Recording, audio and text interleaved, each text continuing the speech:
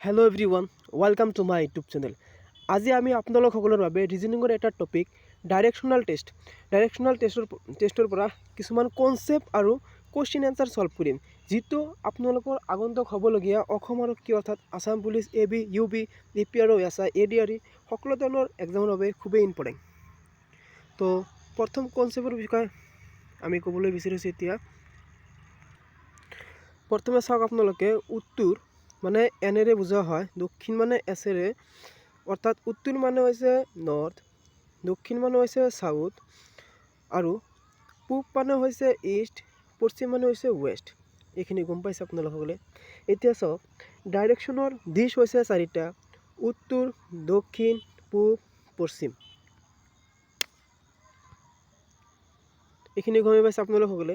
এতিয়া কথাটো হ'ল, যদি এজন মানুহ, ছাপ'জ ধৰি লওক এজন মানুহ উত্তৰ ফালে গৈছে, অৰ্থাৎ ওপৰ ফালে গৈছে, ইয়াৰ পৰা হয়, যদি ৰাইট হেণ্ড ছাইডত যায় তেতিয়াহ'লে এইফালে যাব, লেফ্ট হেণ্ড ছাইডত যায় তেতিয়াহ'লে এইফালে যাব। ইয়াত চাওক আপোনালোকৰ দিয়া আছে। এতিয়া কথাটো হ'ল, যদি পশ্চিম ফালে যায়, পশ্চিম ফাল মানে কোনটো ফাল? ইফালে আছে। এতিয়া চাওক, পশ্চিম ফালে গৈ কিনে তেওঁ ক'ত মুৰিছে? লেফ্টত মুৰিছে, তেতিয়াহ'লে কোনফালে আহিব? তলফালে আহিব। ৰাইটত মুৰিলে কোনফালে যাব? ওপৰ ফালে যাব। ৰাইট, এইখিনি গম পাইছে। তো আৰু এটা কথা কণ্ডিশ্যন আছে,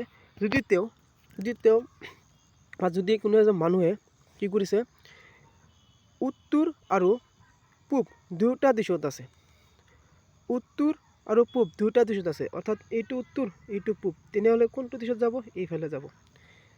আৰু কি কৈছে, যদি দক্ষিণ পশ্চিম দিশত যায়, দক্ষিণ কোনটো আছে? দক্ষিণ এইটো, পশ্চিম এইটো, অৰ্থাৎ এইটো দিশত যাব। আৰু যদি দক্ষিণ পশ্চিম দিশত যায়, দক্ষিণ পশ্চিম, দক্ষিণ কোনটো? দক্ষিণ আছে আপোনাৰ এইটো, পশ্চিম আছে কোনটো? পশ্চিম আছে এইটো। তো তেতিয়াহ'লে এইফালে হ'ব। গম পাইছে? আৰু এটা কথা হ'ল, যদি দক্ষিণ পূবত যায়, দক্ষিণ এইফালে, পূব এইফালে, অৰ্থাৎ এইফালে যাব। গম পাইছে? এতিয়া পৰৱৰ্তী শ্লাইডত আগবাঢ়ি আছোঁ। পৰৱৰ্তী শ্লাইড হৈছে ছানৰাইজ এণ্ড ছানছেট, এই দুটাৰ কনচেপ্ট। ছানৰাইজ মানে হৈছে যেতিয়া সূৰ্যটো উঠে তেতিয়া আমি কি কওঁ? ছানৰাইজ। আৰু যেতিয়া সূৰ্যটো ডুবি যায় তেতিয়া আমি কি কওঁ? ছানছেট। তো সূৰ্য উঠে কোনটো দিশৰ পৰা? পূব দিশৰ পৰা। সূৰ্য কোনটো দিশৰ পৰা উঠে? পূব দিশৰ পৰা সূৰ্য উঠে। মনত ৰাখিব আপোনালোকসকলে, পূব দিশৰ পৰা সূৰ্য উঠে, আৰু পশ্চিম দিশত কি হয়? সূৰ্য ডুবে। এইখিনি মনত ৰাখিব। আন কথাটো হ'ল, সূৰ্য উঠাৰ সময়ত পূব দিশে মুখ কৰি থিয় হৈ থকা মানুহ এজনৰ ছাঁ পৰিব পশ্চিম ফালে। এইটো কথা এনেকৈ বুজক, সূৰ্য ইফালৰ পৰা সূৰ্য উঠি আছে, ক'ৰ ফালৰ পৰা উঠি আছে? ইষ্টৰ পৰা উঠি আছে। মানুহ এজনে ক'ত চাব? মানুহ এজনে আল্টিমেটলি ইফালে চাব। যেতিয়া মানুহ এজনে এই পূব ফালে চাব, তেতিয়া মানুহজনৰ ছাঁ কোনফালে ফুৰিব? ডাব্লু ফালে ফুৰিব, অৰ্থাৎ পশ্চিম ফালে ফুৰিব। এইখিনি গম পাইছে? তো আৰু কৈছে, সূৰ্যোদয়ৰ সময়ত সকলো বস্তুৰ ছাঁ, সূৰ্য অস্তৰ সময়ত, সূৰ্য অস্তৰ মানে কি? সূৰ্য যেতিয়া ডুবে সকলো বস্তুৰ ছাঁ কোনফালে পৰিব? পূব ফালে পৰিব। কথাটো মই বুজাই দি আছোঁ। সূৰ্যাস্তৰ সময়ত সকলো বস্তুৰ ছাঁ পৰিব পূব ফালে। কথাটো মনত ৰাখক। কাৰণ সূৰ্যটো ডুবি যাব ক'ৰ পৰা? ডাব্লুৰ পৰা, অৰ্থাৎ ৱেষ্টৰ পৰা। যেতিয়া সূৰ্যটো ডুবিব তেতিয়া মানুহ এজনে ক'ৰ ফালে চাব? মানুহ এজনে ক'ৰ ফালে চাব? ৱেষ্টৰ ফালে চাব, ডাব্লু ফালে চাব, অৰ্থাৎ পশ্চিম ফালে যাব। তেতিয়া মানুহ এজনৰ কি পৰিব? ছাঁ পৰিব কোনফালে? ইষ্ট ফালে, অৰ্থাৎ পূব ফালে। গম পাইছে? কোনটো ফালে হ'ব? ইষ্ট ফালে। এইটো কথা ইয়াত কৈ আছে। তো আৰু এটা চাওক, সূৰ্যোদয়ৰ সময়ত উত্তৰমুৱাকৈ থিয় হৈ থকা মানুহ এজনৰ ছাঁ পৰিব বাওঁফালে। যেতিয়া সূৰ্যটো যেতিয়া উঠিব তেতিয়া মানুহ এজন যদি উত্তৰ ফালে থিয় হৈ থাকে তেতিয়া মানুহ এজনৰ ছাঁ পৰিব ক'ত? বাওঁফালে।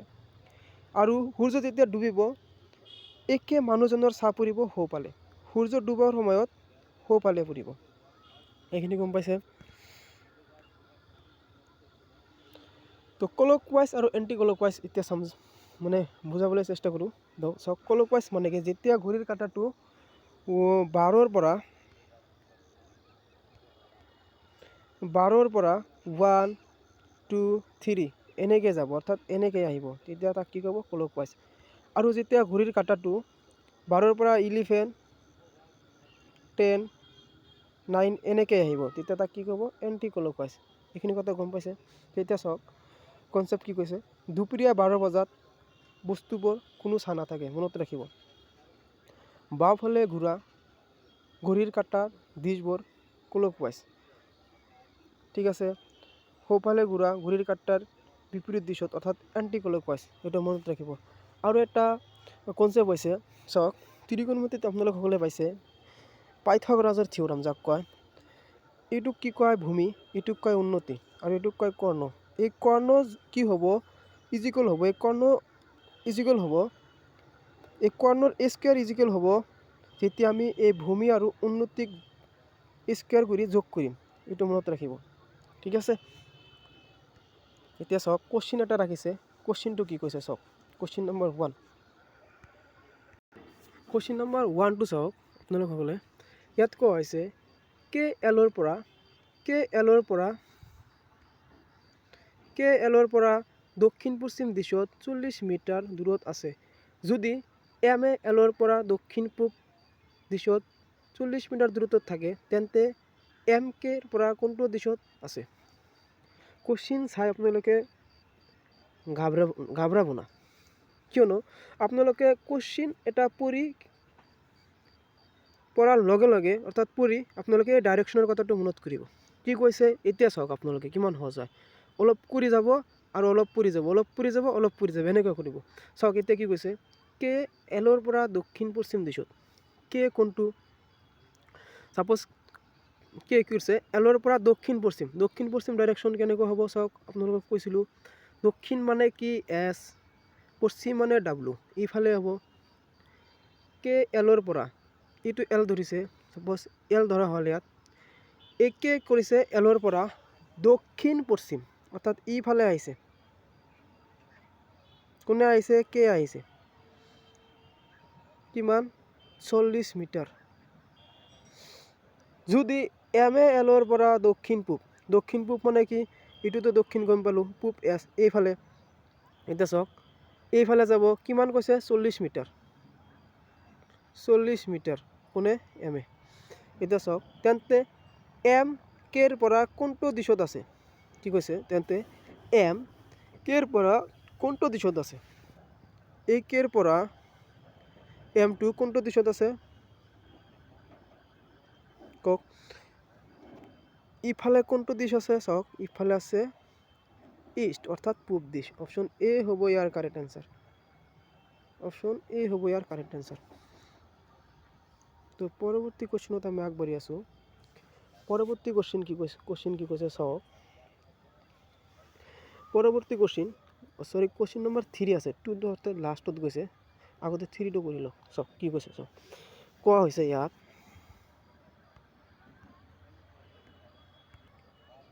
এ উত্তৰ দিশে 20 মিটাৰ খোজ কাঢ়ে। কিমান মিটাৰ খোজ কাঢ়ে? 20 মিটাৰ খোজ কাঢ়ে। এ উত্তৰ দিশে 20 মিটাৰ খোজ কাঢ়ে। তাৰপিছত সোঁফালে ঘূৰি 30 মিটাৰ গ'ল। তাৰপিছত আকৌ সোঁফালে ঘূৰি 35 কিলোমিটাৰ গ'ল, 35 মিটাৰ গ'ল চৰি। শেষত পুনৰ বাওঁফালে ঘূৰি 15 মিটাৰ খোজ কাঢ়ে। কিমান? 15 মিটাৰ। এতিয়া তেওঁ আৰম্ভ কৰা ঠাইৰ পৰা কোনটো দিশত আৰু কিমান দূৰত্বত আছে? এতিয়া চাওক কি কৈছে। কৈছে এ উত্তৰ দিশ কোনটো? ওপৰে। এ ধৰি লোৱা হ'ল উত্তৰ দিশ, ওপৰ ফালে গৈছে উত্তৰ দিশ। কিমান কৈছে? 20 মিটাৰ। হয়, খোজকাঢ়ি যোৱাৰ পিছত অৰ্থাৎ তাৰপিছত সোঁফালে ঘূৰে। সোঁফালে মানে কি? এইফালে ঘূৰে। কিমান? 30 মিটাৰ গ'ল। তাৰপিছত আকৌ সোঁফালে ঘূৰি 35 মিটাৰ। এতিয়া তেওঁ কোনটো ডাইৰেকশ্যনত আছে? পূবফালে। পূবৰ সোঁফালে কোনটো? তলফাল। কিমান কৈছে? 35 মিটাৰ। 35 মিটাৰ গ'ল। শেষত পুনৰ বাওঁফাল মানে কোনটো আছে? এতিয়া কোনটো ডাইৰেকশ্যনত আছে? চাউথৰ বাওঁফাল এইফালে আছে। চাওক এইফালে আছে। তো বাওঁফালে 15 মিটাৰ গ'ল। কিমান? 15 মিটাৰ। এতিয়া তেওঁ আৰম্ভ কৰা ঠাইৰ পৰা কোন দিশত আৰু কিমান দূৰত্বত? আৰম্ভ কৰিছে এৰ পৰা, নাম্বাৰিং কৰিলোঁ A B C D E। আৰম্ভ কৰিছে ক'ৰ পৰা? আৰম্ভ কৰিছে এৰ পৰা, ক'লৈ গৈছে? C লৈ গৈছে। ডাইৰেকশ্যনটো কোনফালে আছে সুধিছে, আকৌ কিমান গৈছে সুধিছে। এতিয়া চাওক AC এইখিনি, AC ইজিকেল টু আপুনি কি লিখিব পাৰে? BC plus DE। যদি AE ইজিকেল টু BDE হয়। VCৰ মান কিমান আছে? 30। ডিৰ মান কিমান আছে? 30 প্লাছ কৰিব লাগিব 15, কিমান হয়?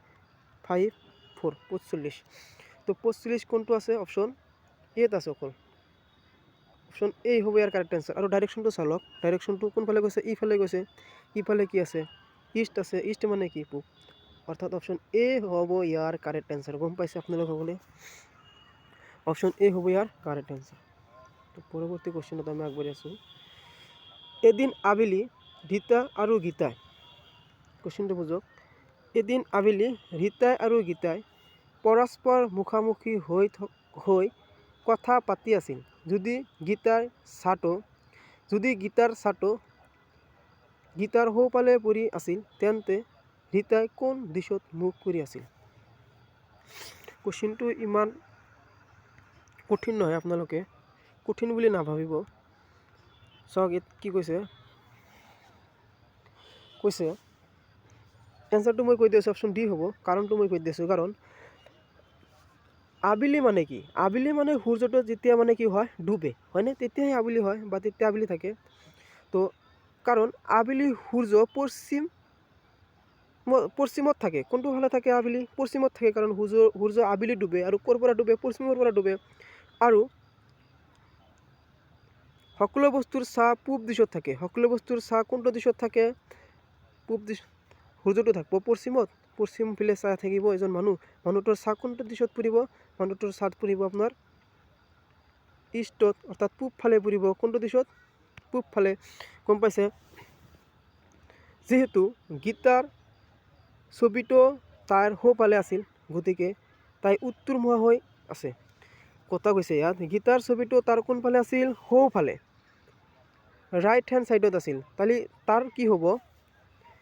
উত্তৰমুখা হৈ আছে। সেয়ে ৰীতাই মুখামুখি হ'বলৈ দক্ষিণ দিশ থাকিব লাগিব। কোনটো দিশত থাকিব লাগিব? উত্তৰৰ বিপৰীতে, তেতিয়াহ'লে কি হ'ব? দক্ষিণ। তো অপশ্যন ডি হ'ব ইয়াৰ কাৰেক্ট এনচাৰ। তো পৰৱৰ্তী কুৱেশ্যন নম্বৰ 2 চাওক। 5 নম্বৰটো পৰত কৈ দি আছোঁ। তো কুৱেশ্যন নম্বৰ 2 কি কৈছে? এজন ল'ৰাই দক্ষিণ দিশত কিছু দূৰ চাইকেল চলাই বাওঁফালে ঘূৰিলে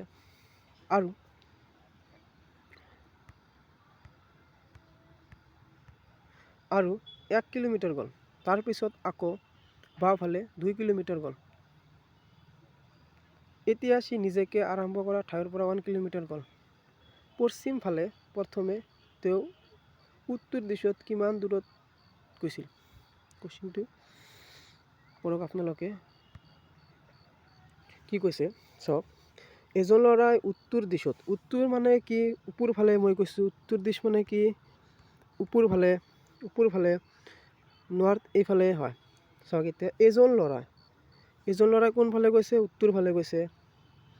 উত্তৰ দিশত কিছু দূৰ চাইকেল চলাই বাওঁফালে ঘূৰে। বাওঁফালে ঘূৰা মানে কি? উত্তৰৰ বাওঁফালে ঘূৰা মানে কোনটো দিশত ঘূৰিছে? চাওক ইফালে ঘূৰিছে। ল'ৰাটো কোনফালে গৈছে? উত্তৰ ইফালে ঘূৰিছে। ল'ৰাটো বাওঁফালে, মানে ইয়াত চাওক ইফালে আছে, ইফালে ঘূৰিছে ল'ৰাটো। এতিয়া চাওক বাওঁফালে ঘূৰি 1 কিলোমিটাৰ গৈছে। কিমান গৈছে? 1 কিলোমিটাৰ। তাৰপিছত আকৌ বাওঁফালে ঘূৰি 2 কিলোমিটাৰ গ'ল। এতিয়া কথাটো চাওক, আকৌ বাওঁফালে ঘূৰিছে। বাওঁফালে মানে ল'ৰাটো এতিয়া কোন দিশত আছিল? কওক, এইটো দিশত আছিল না? এইটোৰ বাওঁফালে কোনটো? তলে।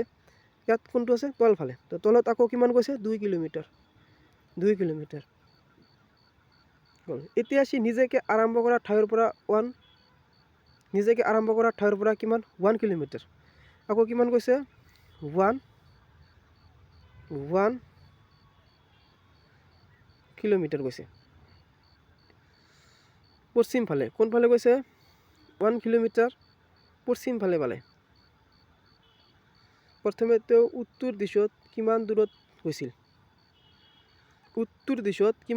গৈছিল, ইয়াত চাওক